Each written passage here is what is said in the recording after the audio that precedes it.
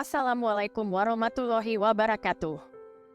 Halo sahabat Erwan, topik kuliah pemasaran kita kali ini tentang customer.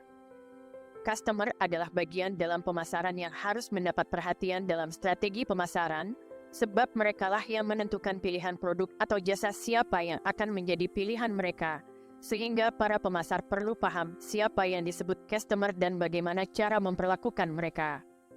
Selamat mengikuti.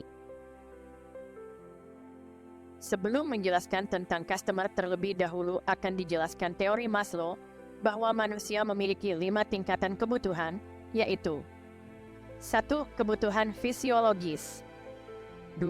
Kebutuhan akan rasa aman 3. Kebutuhan akan rasa memiliki dan kasih sayang 4. Kebutuhan akan penghargaan 5. Kebutuhan akan aktualisasi diri. Dari teori kebutuhan manusia inilah seorang seller harus memahami buyer yang akan mereka hadapi. Dengan memahami kebutuhan setiap peringkat dari teori Maslow, seorang seller harus paham need atau kebutuhan, want atau keinginan dan harapan atau expectation dari setiap peringkat.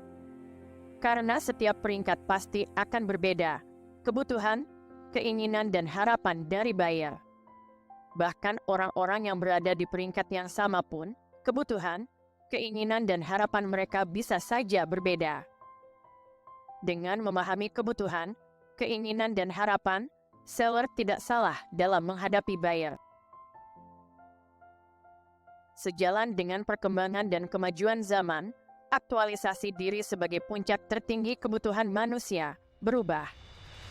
Puncak tertinggi manusia sudah sampai pada self-transcendent, yaitu manusia mulai masuk ke fase ingin dekat dengan Tuhannya.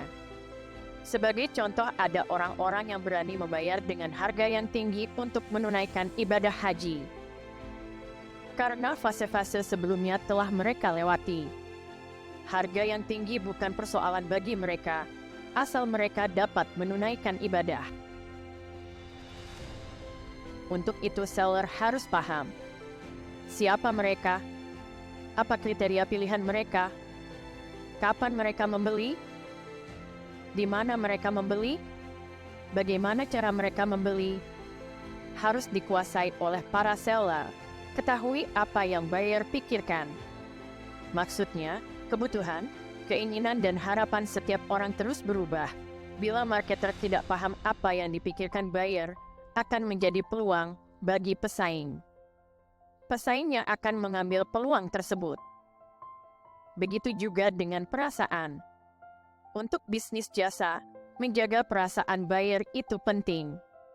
Ada kalanya karyawan di lapangan tidak paham, bahkan tidak mau tahu dengan perasaan orang yang dihadapinya. Memahami perasaan buyer tidak memandang pada status sosial mereka. Pahami pula hal-hal lain dari buyer seperti apa yang membuat mereka puas. Berapa banyak alternatif pilihan yang diberikan. Harga yang sesuai dengan kualitas produk atau jasa. Beri saluran yang memudahkan mereka mendapatkan apa yang mereka perlukan.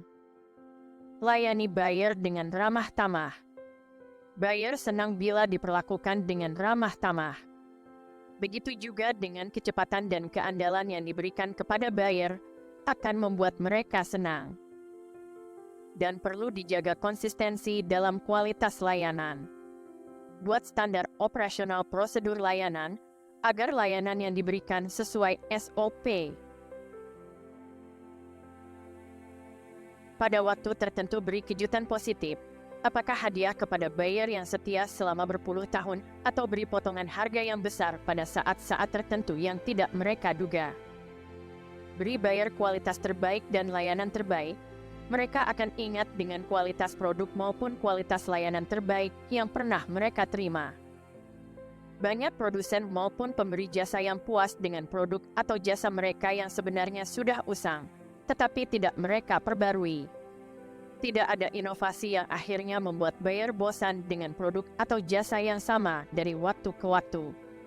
Ini yang membuat mereka berpindah kepada produk atau pemberi jasa yang lain, yang menawarkan produk atau jasa yang lebih menarik atau lebih menantang.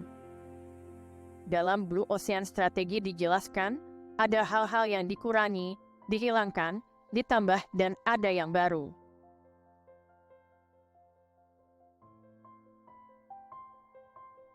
Dalam pemahaman awam, setiap orang yang membeli atau menggunakan jasa disebut sebagai customer.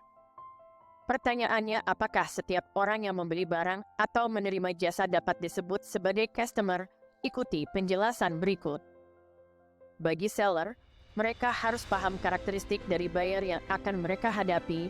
Setelah mereka paham siapa yang disebut buyer, apa kriteria pilihan mereka, kapan mereka membeli, di mana mereka membeli, bagaimana cara mereka membeli.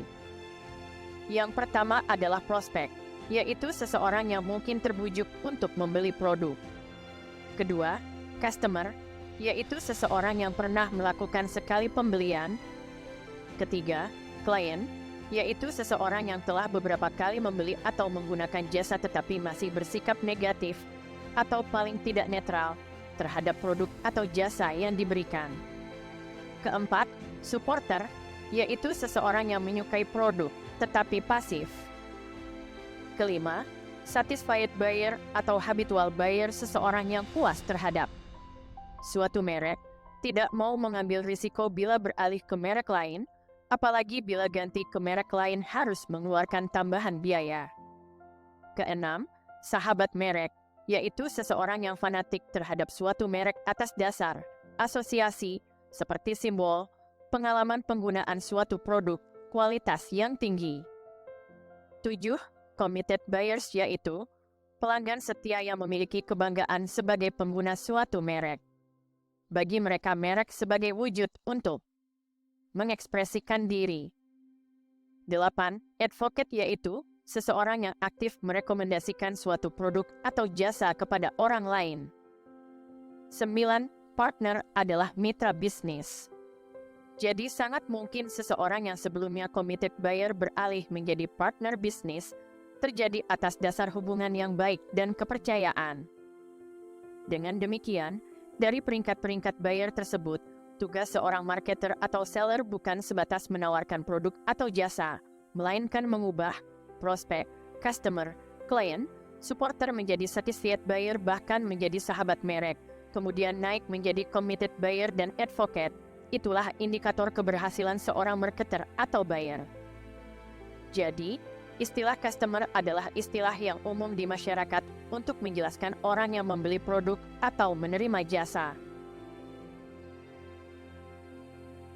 Setelah mengenali siapa pembeli atau pengguna jasa, tahu keinginan mereka, akan menginspirasi para marketer dan seller untuk memberi nilai yang sesuai dengan karakteristik setiap buyer. Pada dasarnya, setiap buyer mengharapkan nilai dari produk atau jasa yang mereka terima. Nilai adalah rasio antara apa yang mereka peroleh dengan apa yang mereka bayarkan. Apabila buyer merasa nilai yang mereka terima sesuai dengan kebutuhan, keinginan dan harapan mereka, harga menjadi relatif bagi mereka. Ketahui 5 hal terpenting bagi pelanggan. Pertama, nilai uang, harga, biaya dan daya saing. Kedua, layanan kepada pelanggan. Ketiga, tepati janji dan andal dalam melayani. Keempat, jaga kualitas barang maupun jasa. Kelima, beri kemudahan customer dalam melakukan bisnis. Pada dasarnya, pembeli atau pengguna jasa menginginkan sesuatu yang sesuai dengan ekspektasi mereka. Untuk itu, gunakan momen yang dapat memberi mereka memanfaatkan sumber daya mereka ketika mereka punya waktu untuk melakukan transaksi. Bisnis itu dinamis, cepat berubah. Steve Jobs mengingatkan ketika para marketer dan seller baru ingin bertanya kepada pelanggan apa yang mereka inginkan dan kemudian mencoba memberikan apa yang mereka ingin itu. Pada saat bersamaan mereka sudah menginginkan sesuatu yang baru lagi. Artinya, kebutuhan, keinginan dan harapan pembeli sudah berubah. Untuk itu, kenali pelanggan Anda.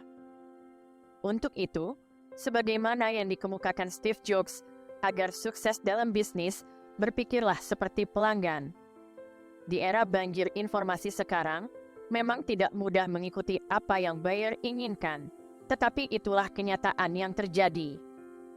Untuk mengetahui apa yang dipikirkan buyer, libatkan karyawan untuk mengetahui kebutuhan, keinginan dan harapan pelanggan, sehingga produsen atau pemberi jasa dapat memberikan produk atau layanan secara real-time.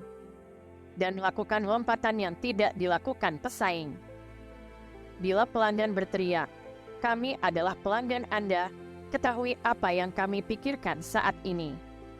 Dengan melakukan langkah-langkah seperti yang dijelaskan terdahulu, sebagai produsen atau pemberi jasa bisa menjawab teriakan mereka dengan mengatakan, "Kami tahu apa yang Anda pikirkan, sebab sebelum Anda berpikir, kami telah bertindak lebih awal sebelum Anda berpikir." Inilah yang dimaksud sebuah lompatan. Disinilah inovasi terus-menerus harus dilakukan. Sekian kuliah hari ini. Terima kasih Anda telah mengikuti kuliah ini.